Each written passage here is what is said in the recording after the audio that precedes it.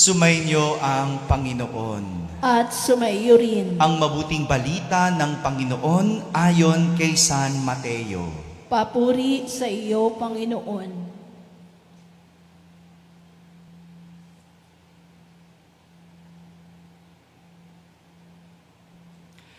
Noong panahong iyon, nang makarating kay Herodes na tetrarka ang balita tungkol kay Jesus, sinabi niya sa kanyang mga lingkod, siya ay si Juan Bautista na muling nabuhay, kaya siya nakagagawa ng mga himala.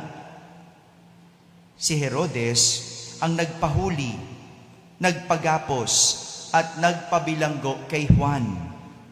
Ang dahilan ay si Herodias na asawa ng kapatid niyang si Felipe. Laging sinasabi ni Juan kay Herodes, hindi matuwid na magsama kayo ng asawa ng iyong kapatid. Ibig ni Herodes na ipapatay si Juan. Ngunit natatakot siya sa mga Hudyo sapagkat kinikilala nilang propeta si Juan Bautista. Nang dumating ang kaarawan ni Herodes, sumayaw sa harapan ng mga panauhin ang anak ni Herodias. Labis na nasiyahan si Herodes, kaya't isinumpa niyang ibibigay sa dalaga ang anumang hingin nito.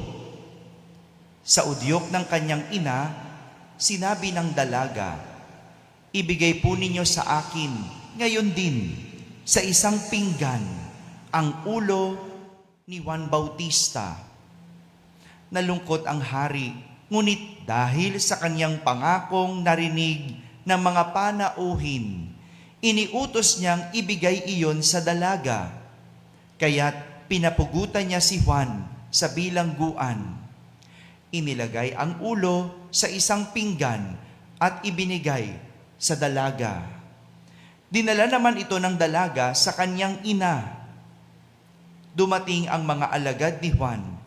Kinuha ang kanyang bangkay at inilibing. Pagkatapos, ibinalita nila ito kay Jesus. Mga kapatid, ang mabuting balita ng Panginoon. Pinupuri ka namin, Panginoong Jesucristo. Umupo ang lahat at makinig sa umiliya. Magandang umaga po sa inyong lahat.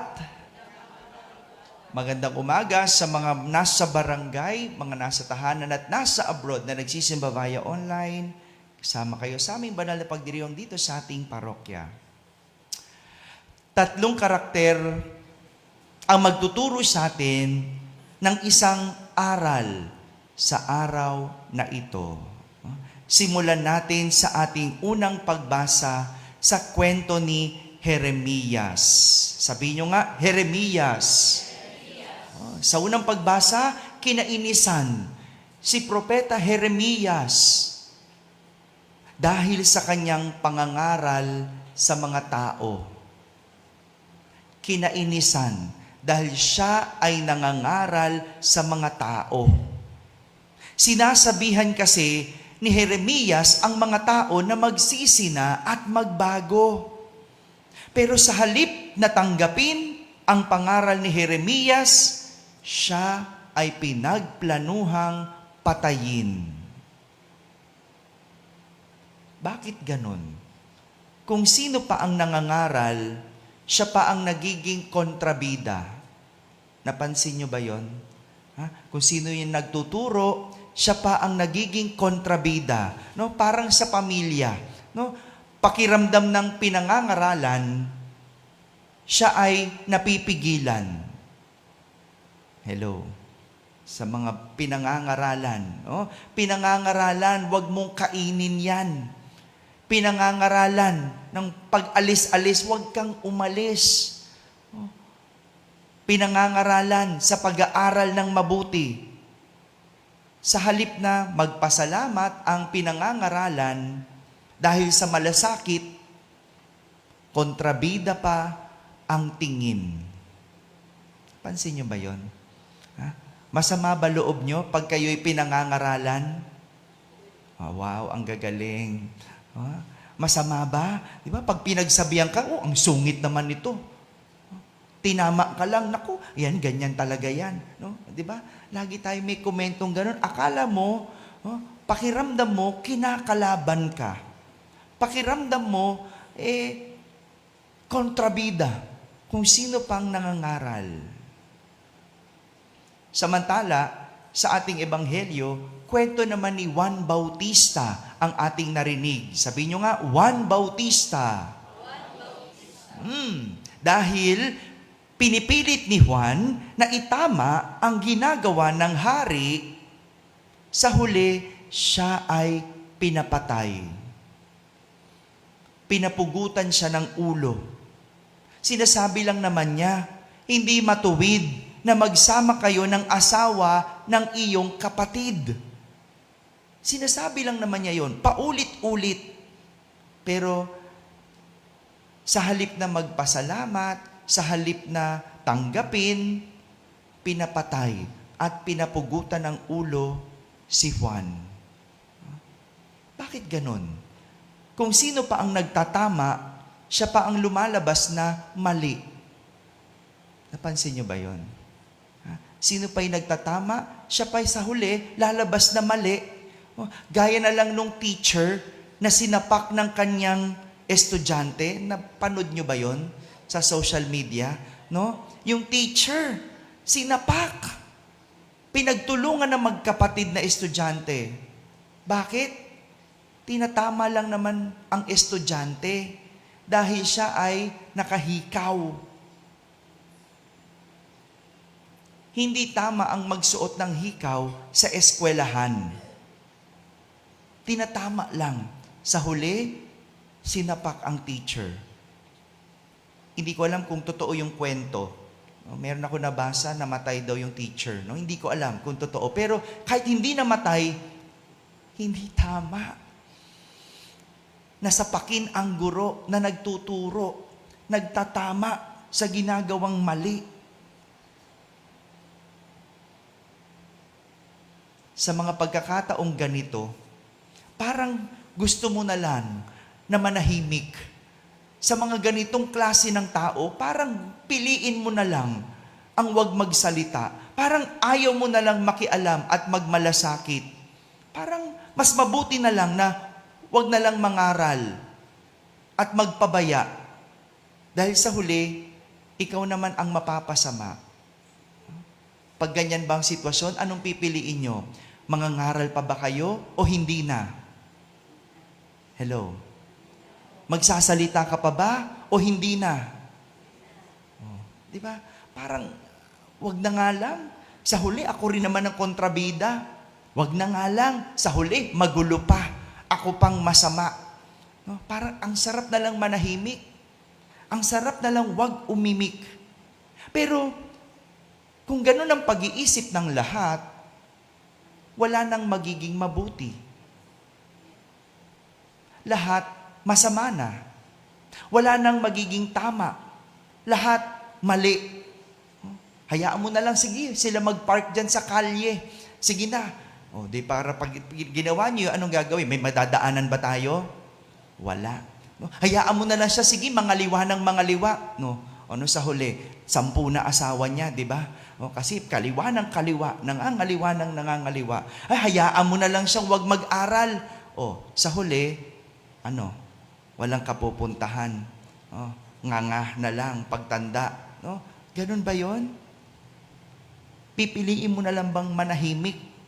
Pipiliin mo na bang wag na lang mangaral para hindi ka na lang mapasama? Mabuti na lang, meron tayong isang santo sa katauhan ni San Alfonso Maria. Sabihin nyo nga, Alfonso Maria. Siya yung santong ating ginugunita sa araw na ito. Itong si Alfonso Maria, nagtuturo sa atin ng dapat na disposisyon at pag-iisip sa mga panahong namamayagpag ang mali at masama. Alam niyo po, bagong naging pare at bago naging santo si Alfonso Maria, siya ay isang abogado.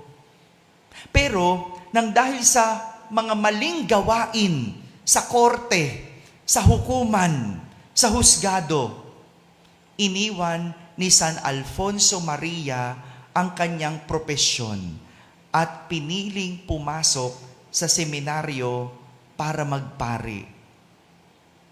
Nang maging pare, siya'y nagpakadalubhasa at sa huli, nangaral ng mabuti at moral. Ang galing, no? Siguro, si Alfonso Maria, nung nakitang puro mali ang ginagawa sa korte, puro mali ang nangyayari, anong ginawa niya? Nag-aral siyang mabuti. Iniwan muna niya sandali. Hindi niya tinalikuran dahil binalikan niya. At sa huli, nagturo siya kung ano ang tama, mabuti at moral. Galit siya sa masama. Hindi niya gusto ang mga mali, kaya siya'y nagturo ng tama, mabuti at moral. Kahit kontrabida sa iba ang nangangaral, kahit pinalalabas na mali ang nagtatama, merong isang tao na pinili ang maging matuwid. At siya ay si Alfonso Maria. Hindi siya nagpatinag na panindigan kung ano ang mabuti. Kahit kapalit nito ang kanyang kabuhayan at buhay. Ang dali kalimutan ang pagiging tama kung buhay mo ay may banta. Di ba? Huwag na nga lang magturo kung sasapaking ka lang. Di ba? Pwede namang wag na lang mangaral kung ikagugulo ng pamilya. No? Yung mga nanay, di ba? No? Pangaral ang pangaral. Para sa mga anak, nagbubunga nga ang nanay. No? O kaya naman, yung anak, tinuturuan ng nanay na matigas ang ulo. No? Tapos sa huli, mag-aaway sila. Ang dali na lang, wag na nga lang. Sige, para na lang tahimik ang lahat. Ang sarap na lang maging walang pakialam kung sa huli, ikaw din naman ang aawayin. Pero, mga kapatid, sadyang hindi pwede na palampasin ang kasamaan dahil mamamatay ang kabutihan. Hindi maaring manahimik kapag may nagagawang mali at hindi dapat hinahayaan ang kasalanan kapalit ng kapayapaan. Dahil ang magpalampas, ang pananahimik at kapabayaan ng mga kasalanan ay pagkonsinti sa kasamaan. Wag. Pag merong nakikitang mali, itama mo. Kahit pa ikagalit sa'yo, kapag may nakikitang hindi maganda, pagsabihan mo. Kasi ang pagkonsinti, pananahimik, yan, pagkampi sa kasamaan. Maging ehemplo sa atin sa araw na ito, si Alfonso Maria, na nagturo ng tama, mabuti, at moral. Amen? Amen.